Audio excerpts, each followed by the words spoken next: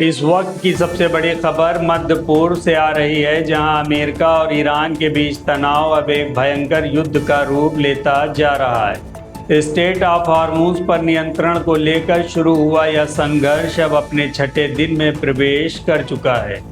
America ने लगातार छठी रात ईरान के दक्षिणी बुनियादी ढांचे पर विनाशकारी हवाई हमले किए हैं।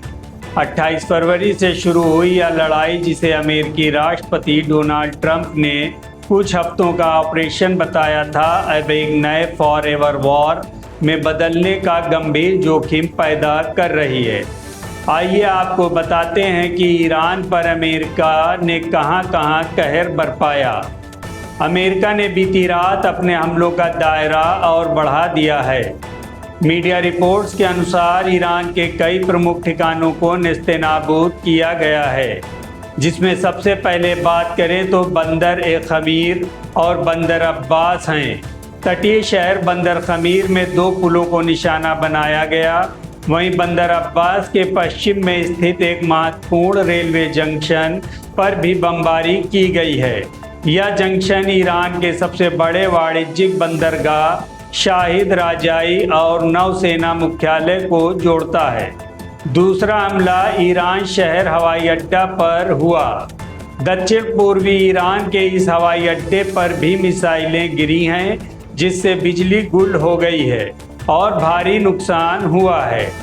इन हमलों में हताहतों की संख्या की बात की जाए तो बंदर खमीर पुल और बंदर अब्बास के रिहायशी इलाकों में हुए इन ताज़ा हमलों में अब तक कम से कम 4 लोगों की मौत की पुष्टि हुई है, जबकि दर्जनों लोग गंभीर रूप से घायल हैं।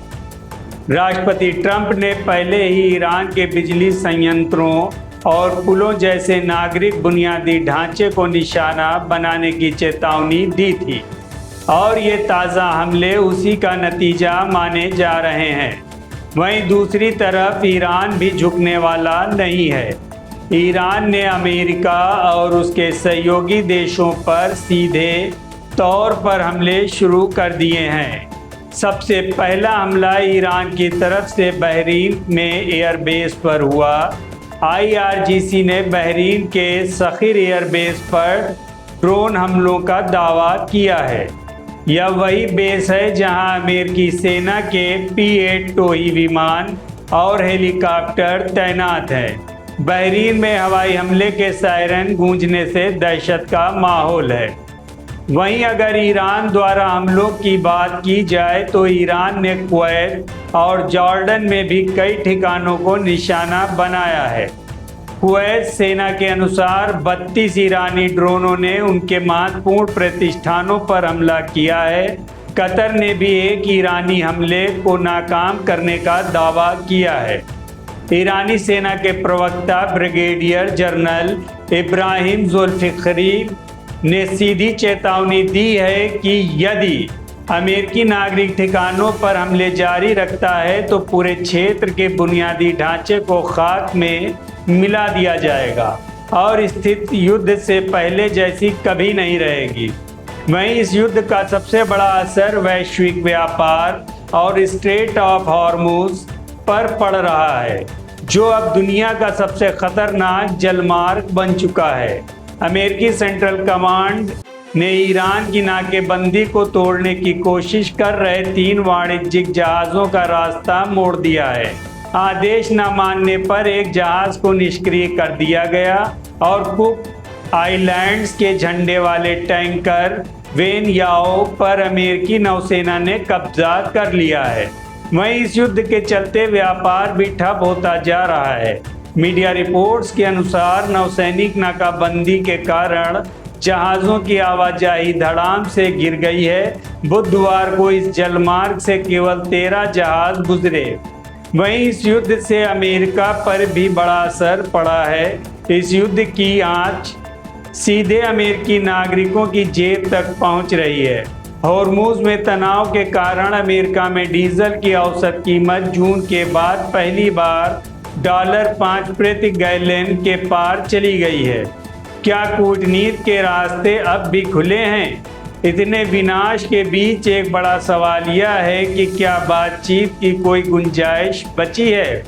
व्हाइट हाउस की प्रेस सचिव कैरोलिन लेटिव ने स्पष्ट किया कि राष्ट्रपति ट्रंप कूटनीति के लिए हमेशा खुले हैं, लेकिन ईरान को जहाज़ों पर गोलाबारी करने की छूट नहीं दी जाएगी। दूसरी ओर ईरान की शीर्ष वार्ता मोहम्मद बग़ैर गालिबफ ने कहा कि यदि नई बातचीत संभव है, लेकिन उन्होंने इसे ईरान के अस्तित्व की लड़ाई करार दिया है। इस बीच एक सकारात्मक खबर यह आई है कि ईरान ने जासूसी के आरोप में 2 साल से कैद अमेरिकी ईरानी नागरिक डेना करारी को रिहा कर दिया है, जिसे अमेरिका ने एक सद्भावना संकेत माना है। वॉशिंगटन और तेहरान दोनों ही एक दूसरे को झुकाने की जिद पर अड़े हैं। अमेरिका चाहता है कि ईरान बिना शर्त बातचीत के मेज पर आए, जबकि ईरान की मांग है कि पहले नाकाबंदी हटे।